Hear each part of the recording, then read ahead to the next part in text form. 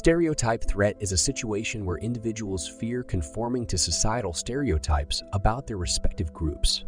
This fear is believed to contribute to lasting gender and racial discrepancies in academic achievement. It is a widely studied subject within social psychology since its introduction into academic discourse.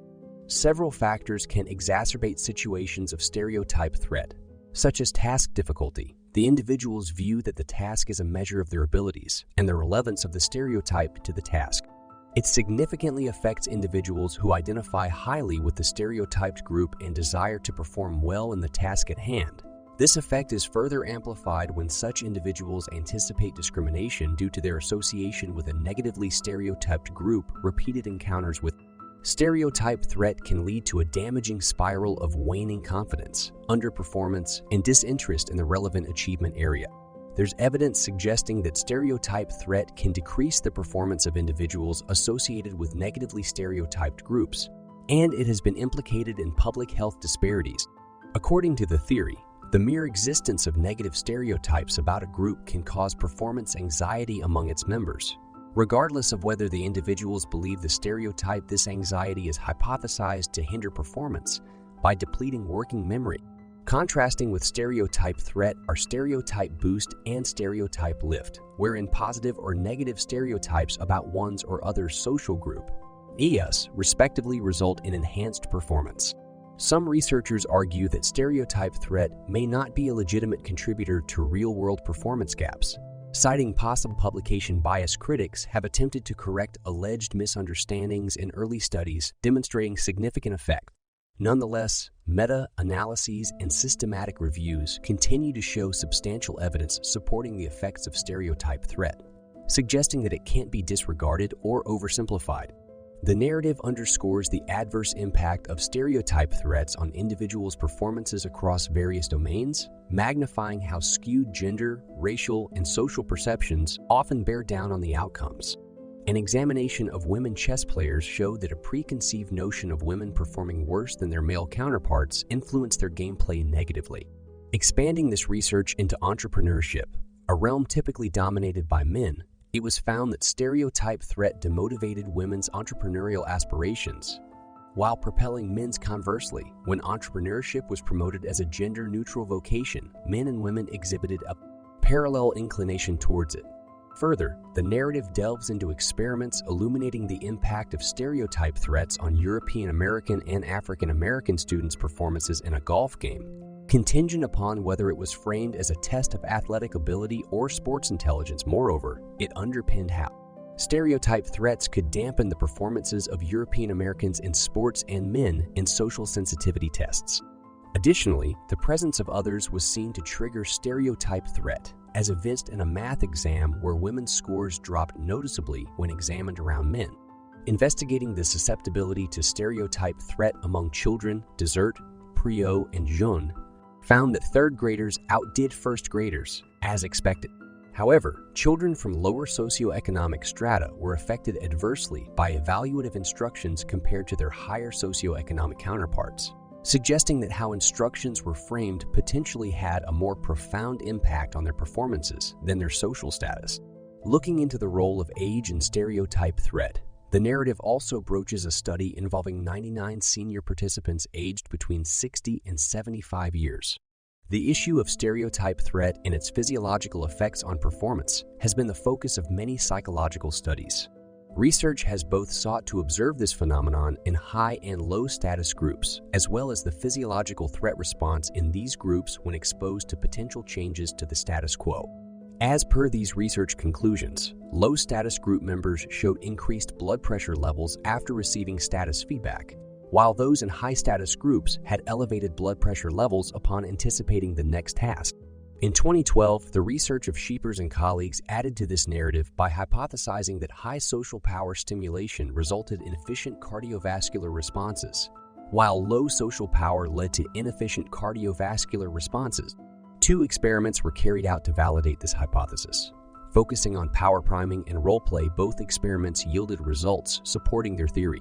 Abdu and Fingerhut pioneered the experimental methodologies for studying the impact of stereotype threat on healthcare, while indicating its links with negative health consequences and disparities. However, some studies have not found any effects of stereotype threats. Whilst the most significant experimental test of stereotype threat found no evidence of its impact, the authors emphasized that their results were circumscribed by factors such as age range, experimental processes, and cultural frameworks. They advocated for further in-depth research on the matter, whilst warning against overgeneralizing the effects of stereotype threat on performance. Subsequent comprehensive reviews and meta-analyses have offered substantial support for the existence and impact of stereotype threat, highlighting its complexities and nuances. For instance, different types of stereotype threat activating cues had varying levels of effects on female subjects and minorities. Significant work is still required in understanding the specific cognitive factors that bring about the observed effects of stereotype threat on performance. However, initial speculation links the attempted suppression of stereotype-related thoughts to anxiety and narrowed attention, which in turn may negatively affect performance. The particular focus on integrative models of stereotype threat, such as that proposed by Schmatter, Johns, and Forbes, serves to further this narrative. Numerous studies corroborate Schmatter and colleagues' comprehensive model, advocating that stereotype threat originates from physiological and neurological responses. The model presented that stress arousal as a possible explanation, with research revealing higher arterial blood pressure in African Americans under stereotype threat. Other studies showed augmented cardiovascular activation among women viewing a men-dominated video of a math and science conference and increased heart rates in individuals facing stereotype threat. There is also evidence of a neuroendocrine stress response, often subconscious, leading to cognitive distractions. Studies involving brain activity substantiate the theory that stereotype threat amplifies performance monitoring and vigilance. In one, individuals under stereotype threat demonstrated heightened vigilance for performance-related stimuli as measured by their electrical scalp activity, EEG readings. Another study mapping brain activity, fMRI, revealed that women subjected to stereotype threat while taking a math test showed escalated activation in the anterior cingulate cortex's ventral stream, an area associated with social and emotional processing. Performance deterioration was observed in direct proportion to the activity in this region. It was also observed that the awareness of performance-related stimuli heightened stereotype threat. However, one study presents an anomalous observation. Older adults under stereotype threat during working memory and episodic memory tasks displayed heightened activation in mid-parietal regions like posterior cingulate cortex, PC, and precuneus. This increased activity correlated with improved memory accuracy, contrasting the general belief that stereotype threat invariably degrades performance. In a study by Boucher, Rydell, Liu, and Rydell, it was found that stereotype threat not only impairs performance, but also hampers learning new information.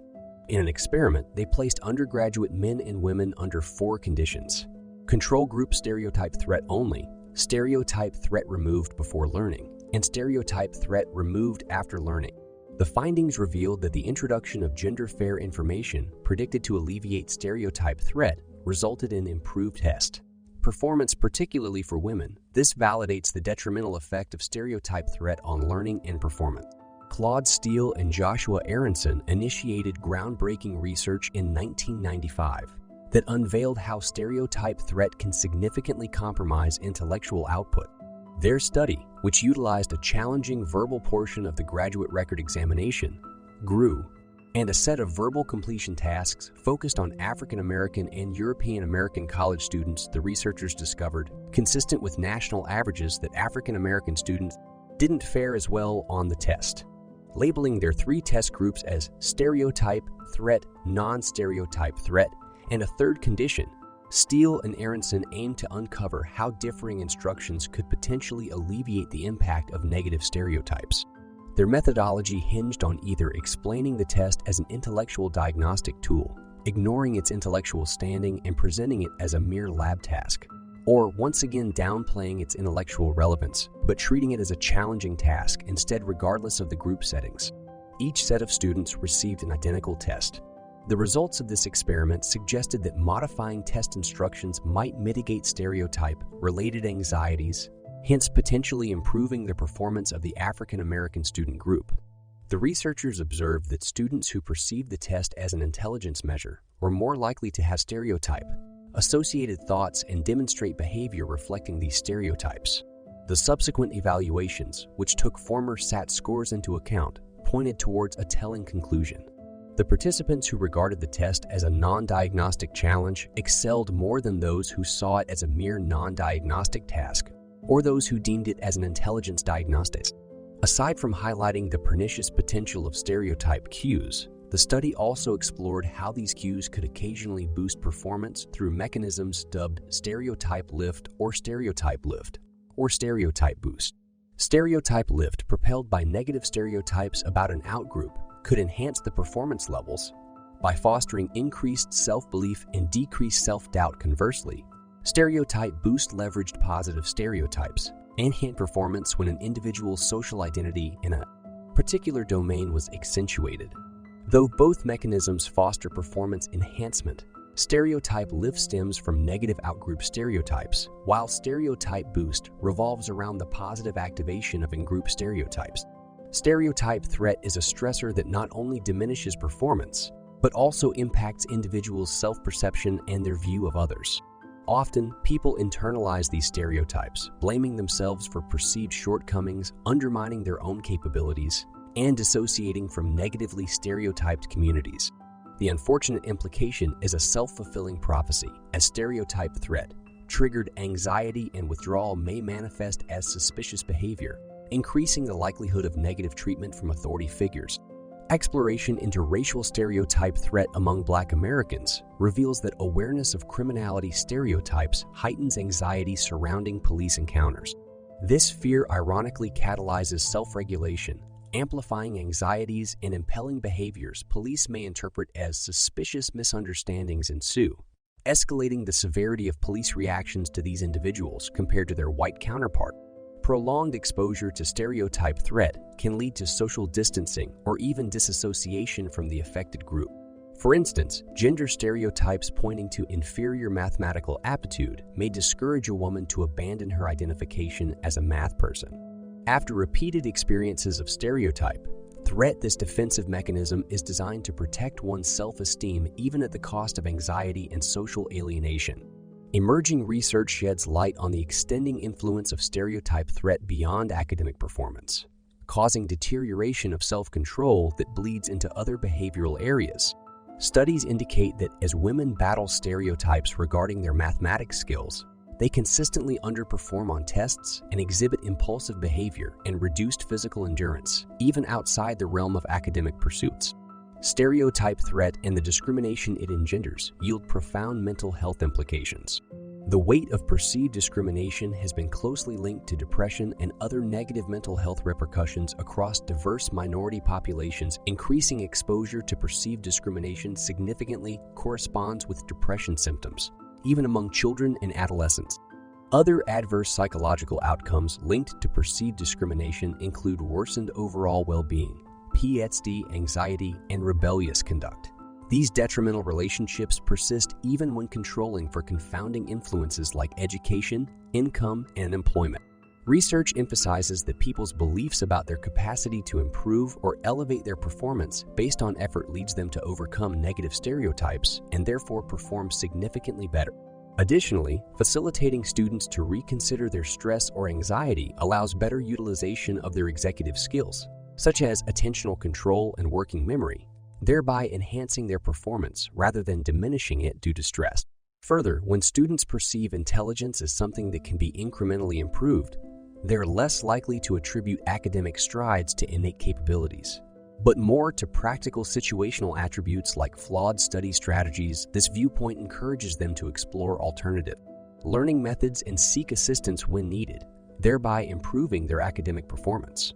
Research also underscores the remarkable potency of self-affirmation exercises.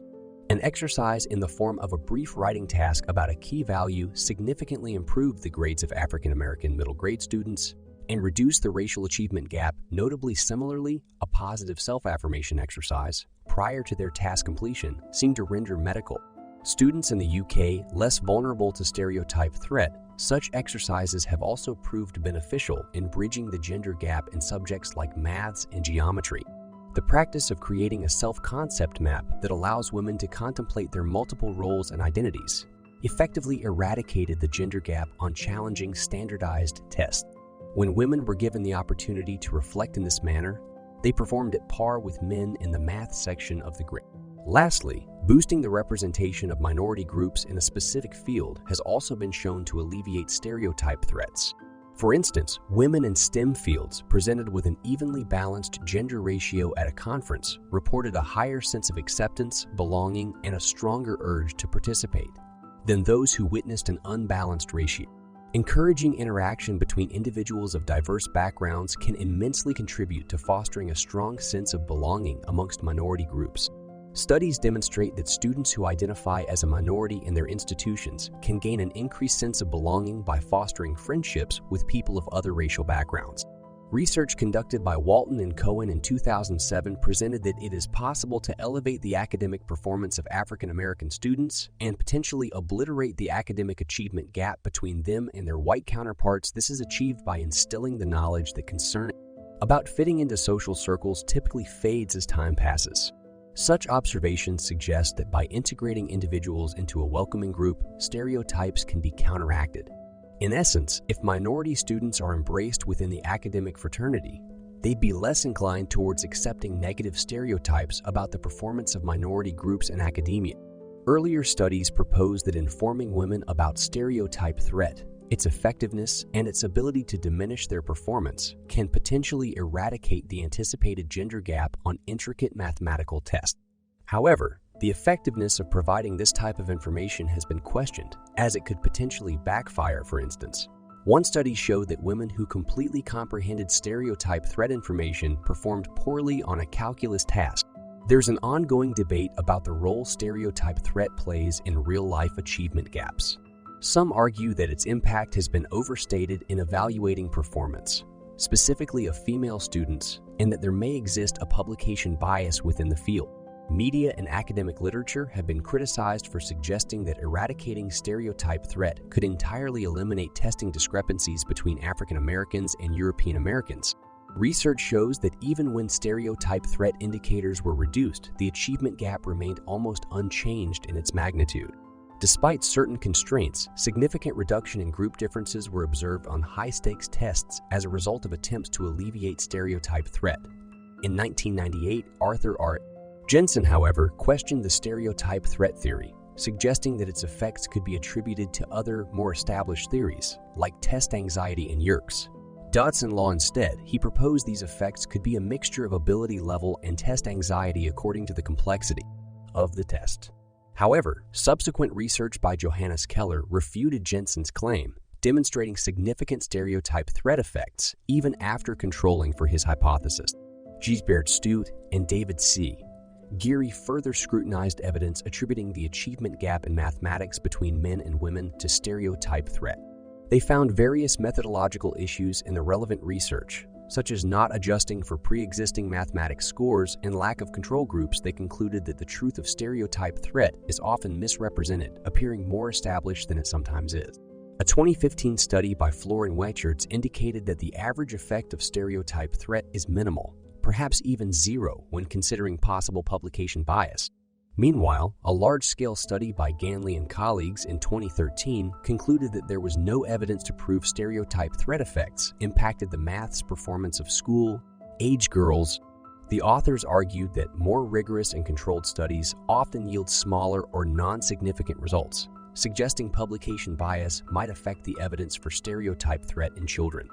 A 2020 study by Liu and others, while acknowledging publication bias might overstate the effectiveness of interventions to mitigate stereotype threat, maintained that such bias is not enough to refute the general consensus that these interventions bring about performance benefits. Their findings indicated stronger evidence supporting the effectiveness of belief-based and identity-based interventions compared to resilience-based ones.